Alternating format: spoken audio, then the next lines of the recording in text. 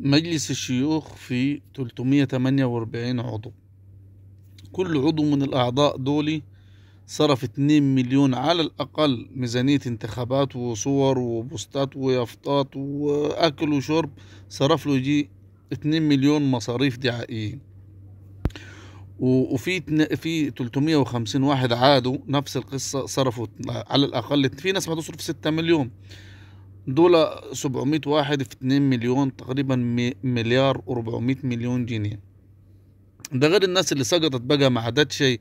نقول 2 مليار جنيه في ال3 سنين أو ال4 سنين بتوع مجلس الشيوخ. ده غير الروح والجاي والجلسات والفلوس اللي ما ياخدوها، بيكلفوا على الدولة تقريبا فوق ال3-4 مليار جنيه.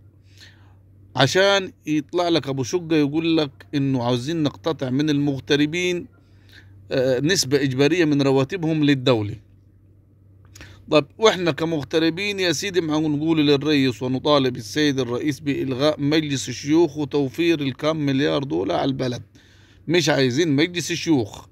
يعني احنا سايبين البلد وهجين وطفشين، ويطلع 10 مليون واحد برا موفرين عليك مية وكهرباء وطرق ومواصلات وأكل وشرب، وفي نفس الوقت ما يبعتوا لأولادهم فلوس وعملة صعبة. المغتربين ما يدخلوا للبلد أكتر من قناة السويس يا أبو شقة، اللي أنت عاوز تستقطع تاني من رواتبهم عشان حضرتك والبهوات ياكلوا وهم جاهزين ونايمين على بطونهم. يا أخي ارحمونا يا أخي، ده احنا يعني أكتر من سيبنا لكم البلد وهجيني، عاوزين تاني منيني؟ سايبين عيالنا وأهالينا وأبنائنا وشاربين المرار، وتجي انت بس كل هم. يعني ايه اللي استفدناه من مجلس الشيوخ يا سيادة الرئيس؟ الغي مجلس الشيوخ، ملوش اي لازمة، ملوش اي لازمة.